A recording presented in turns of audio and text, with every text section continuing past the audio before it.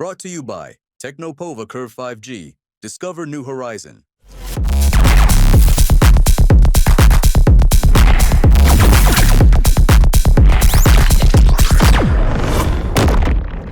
यहाँ हम रिसीव करेंगे सर को, यहाँ से लेकर सीढ़ी से ऐसा कीजिए सर, आप उधर जाइए, ये आपको रिसीव करेंगे और एक बार खुद चलिए। अच्छा ठीक है।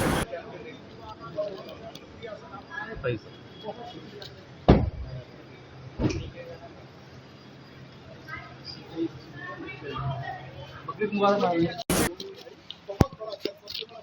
तो स्टेज पे हो जाते हैं।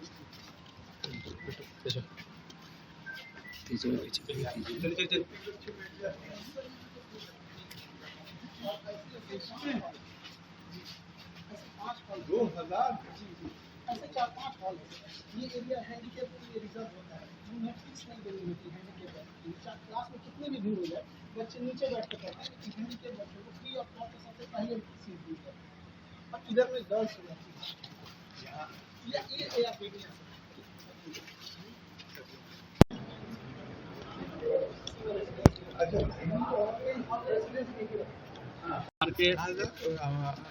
आज बकरीद का त्योहार भी नहीं, हमें तो खास बात ये लग रही है कि इन्होंने हमें आमंत्रित किया है और हम एक दिन यहाँ आएंगे और इनके बच्चों के साथ इंटरेक्शन करेंगे। आज बकरीद का त्योहार भी है, सबको बधाई दें। सबको, पूरे बिहार वासियों को, पूरे देशवासियों को त्योहार है। त्योहार प्यार मोहब्बत से हर त्योहार मनाना चाहिए, जिसमें आपस के रिश्ते मजबूत होने चाहिए। और तो मुझे पक्का विश्वास है कि ये हर साल ये हमारे रिश्तों को मजबूत करता है। और सर खान सर बहुत कम शुल्क में, कई जगह पर तो फ्री में पढ़ाते हैं बच्चों को। उनकी प्रतिभा को, अपने इस स्किल को कैसे देखते हैं? क्या पहले से आप देखते आए थे उनको यूट्यूब पर? हाँ, यूट्यूब पे देखा है इनको और बहुत लोगों को। ये नौजवान आदमी है, इनको जो भी इनकी तारीफ की जाए उसको इन्हें बहुत ज़्यादा ध्यान नहीं देना चाहिए। ये बहुत अच्छा काम कर रहे हैं, बहुत अच्छा काम कर रहे हैं। और इस तरह के लोगों का, देखिए मैं परसों भी आप लोग थे जी। मानव समाज को दूसरे, हम अकेले प्राणी नहीं हैं दुनिया में, पता नहीं कितनी प्रजातियां हैं प्राणियों। मानव को दूसरे प्राणियों से जो चीज़ भिन्न करती है वो उसकी संवेदनशीलता है, जिसको धर्म कहा गया है। वो उसकी करुणा है। मेरा दिल उनके लिए भी, मैं सिर्फ जो साधन संपन्न हैं, जो फीस अदा कर सकते हैं, उनके लिए ही नहीं, बल्कि मेरा दिल उनके लिए भी धड़के जो साधनहीन है। कल ही मैं इनका एक वीडियो देख रहा था कि किसी को बता रहे थे कि ऐसा कोई बच्चा जो 600 रुपये से 800 रुपये के लिए 8 से 13 घंटे काम करता था, अभी पिछले हफ्ते 2 स्टाल लगा के और वो इनको मिलने के लिए आया। जी सर, तो वो पेंटर का काम करता है। आप ने वही बताया। मैं जब आप तारीख तय करो मैं आऊँगा। ये सर गिलहरी हम मतलब ये बेहतरीन में रखते हैं, ये ओरिजिनल चीज रखकर ही रही। तो यहाँ पे ना जब लंका में भगवान श्री राम जा रहे थे तो गिलहरी के पीठ पे ऐसे रख दिए थे, क्योंकि गिलहरी छोटे पत्थरों पे रख रही थी।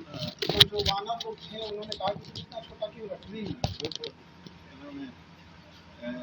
रेत में लेटी थी और आके अपने जिस्म को झाड़ती थी, दरारें भरती थी। दरारें।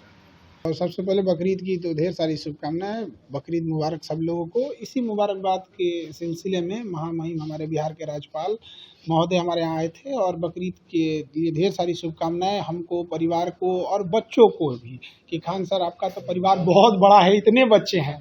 और उसी क्रम में उन्होंने कहा कि हमें क्लासरूम देखना है। तो जब वो क्लासरूम हम बस ऐसे दिखाएं उनको, तो कहे कि अब हम अंदर जाएंगे क्लासरूम में।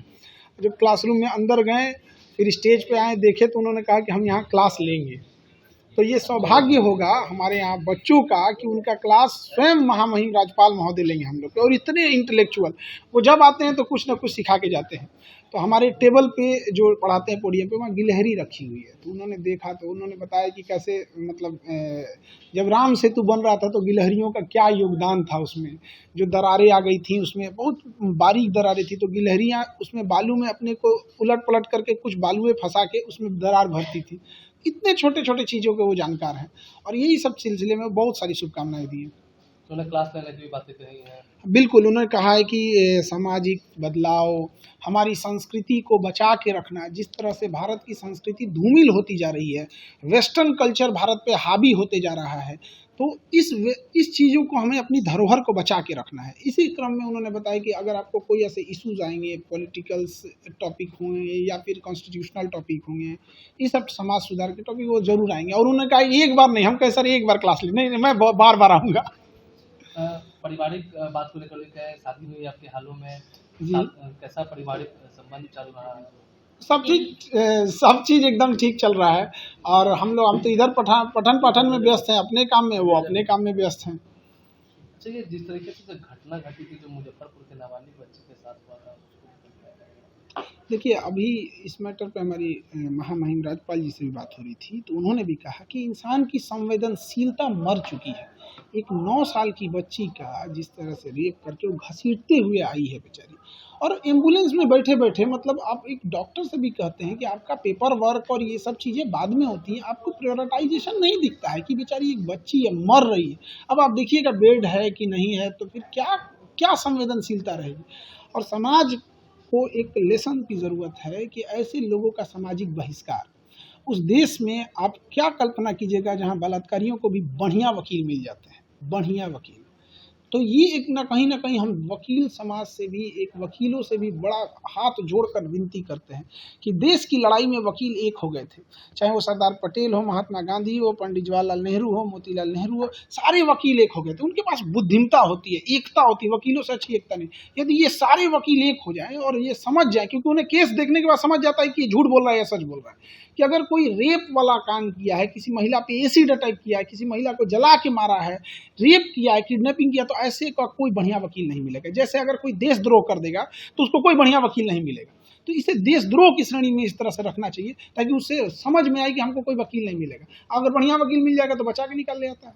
गवर्नर ने भी चिंता व्यक्त की है बहुत, वो हमसे कह रहे थे कि हम आपसे क्या ही बताएं, वो मतलब बहुत ज़्यादा चिंता में थे इस चीज़ को लेके, और कह रहे थे कि समाज कैसे इतना असंवेदनशील हो सकता है। Brought to you by Technopova Curve 5G. Discover new horizon.